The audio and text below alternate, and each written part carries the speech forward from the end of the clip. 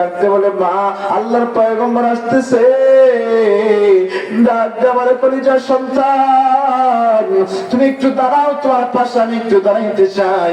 আনাস রাদিয়াল্লাহু তাআলা আনহু যখন দাঁড়াইলেন, আনাসের পাশে তার এই কাঁধের উপরে মায়ের থুতনিটা দিয়ে আল্লাহর পয়গম্বরের চেহারার দিকে একবার তাকায়, আসমানের চন্দ্রের দিকে একবার তাকায়, একবার উপরে তাকায়, একবার নিচে তাকায়, আর ডাকতে বলল মা আল্লাহর পয়গম্বর কাছে চলে আসতেছে, আল্লাহর পয়গম্বরকে তুমি কি দেখলা, রেজাল্টটা একটু আমাকে দাও।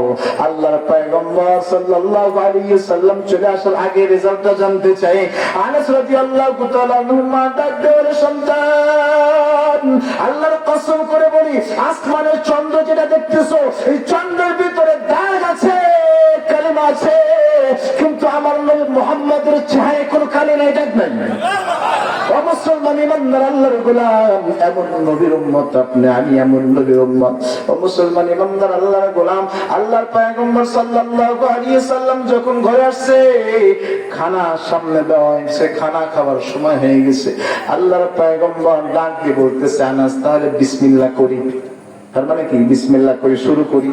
এই জন্য নিয়ম হচ্ছে যদি কোনো মেহমানের বাসায় যাওয়া হয় আগে মালিককে জিজ্ঞাসা করা সুন্নাহ, বুঝলো, আগে মালিককে জিজ্ঞাসা করা সুন্নাহ। অথচ আমাদের দেশে দেখা যায় এক হুজুরকে দাওয়াত দিছে আর 5 জন সাথে নিয়ে যায়। কথা বলেন না কেন?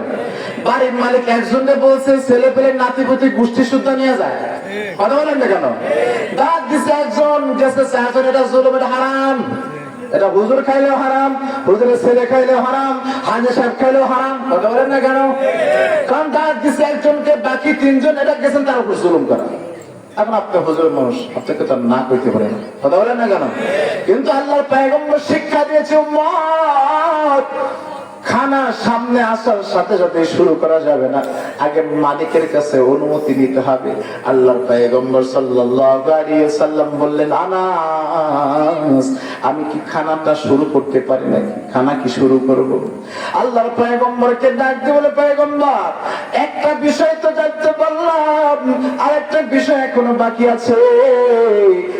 পয়গম্বর কি যেন আমার মা আপনাকে বলবে, একটু এই বিষয়টা শুনেন, তারপরে আপনি খানা খান। এবার আনাসের মা ডাক দিয়ে বলে পয়গম্বর আমার সন্তান মাঝে মধ্যে আমার কাছে আসে, দেখি তার চেহারাটা শুকনো থাকে, খবর নিলে দেখা যায় আপনিও না খায় থাকেন, আমার সন্তানও না খায় থাকে। ও পয়গম্বর আমি আপনার সাথে একটু একমত, আপনার সাথে আপনাকে দিয়ে একটু দোয়া করে দিতে চান। আপনি আল্লাহর পয়গম্বর, আপনি আল্লাহর হাবিবুল্লাহ, আপনি আল্লাহর সবচেয়ে প্যারা নবী। আপনি যদি আল্লাহ তাআলার কাছে দোয়া করেন আল্লাহ তাআলা কবুল করবে। আপনি একটু আমি আনাসের জন্য একটু দোয়া করেন, আল্লাহ তাআলা যেন তার সম্পদ বাড়ায় দেয়। সুবহানাল্লাহ। মায়ে আল্লাহর পয়গম্বরের কাছে কি চাচ্ছে? জোরে বলেন কি চাচ্ছে?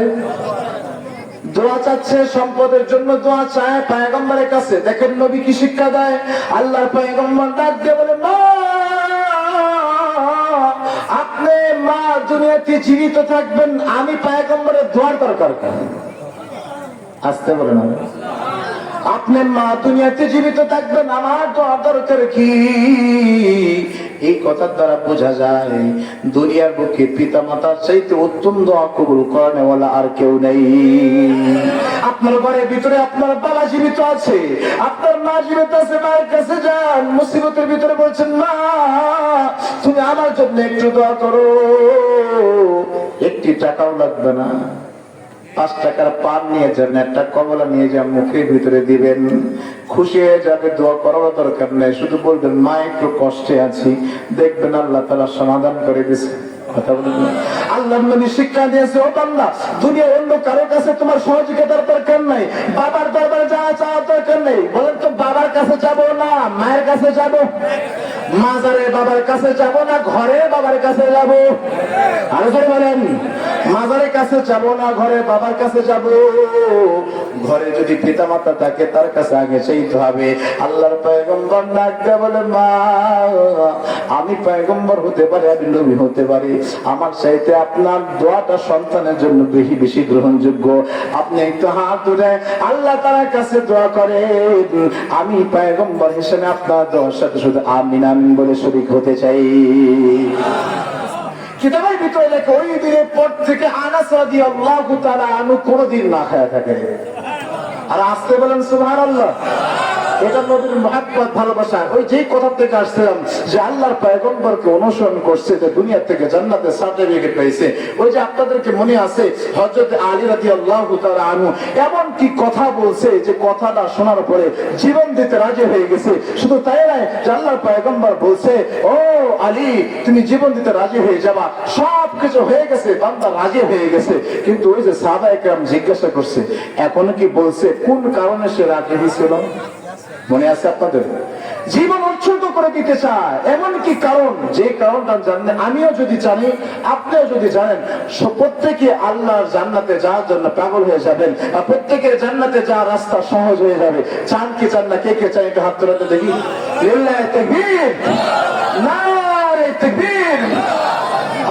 আপনাদের দিনের আশা হুজুর, কোন আমল করলে, কোন আল্লাহ নবীর কোন এমন গুরুত্বপূর্ণ কথা শুনলে যে আল্লাহর জন্য, আল্লাহ রাসূলের জন্য জীবন দিতে উৎসর্গ হয়ে যায়, বান্দা পাগল হয়ে যায়, আল্লাহ রাসূলের ভাষ্য অনুযায়ী বান্দা জান্নাতি হয়ে যায়। কি এমন বিষয়? এটা যেমন আপনাদের দিলে একটা তামান্না, আমার একটা দিলের তামান্না। আমি মুসাফির মানুষ, অনেক দূর থেকে আসছি আপনাদের এই ধর্মীয় প্রতিষ্ঠান, সে আহলে সুফার কাজ এটা, যেখানে আল্লাহ রাসূল ছাত্রদেরকে পড়াইতেন, সেই পরম্পরা আজকে সাজিদুল ইসলাম খায়রি সে প্রতিষ্ঠান দাঁড় করিয়েছে। এই প্রতিষ্ঠানে অনেক টাকা পয়সার দরকার, অনেক সম্পদের দরকার। এই কথাটা আমি শেষ করবো, মুসাফির মানুষ আমি বলে শেষ করে যাব। তার আগে কে কে আছেন, কোন আল্লাহ তাআলার বান্দা আছেন, আমার একটু হাত তুলে দেখান তো হুজুর। আমি এই আল্লাহর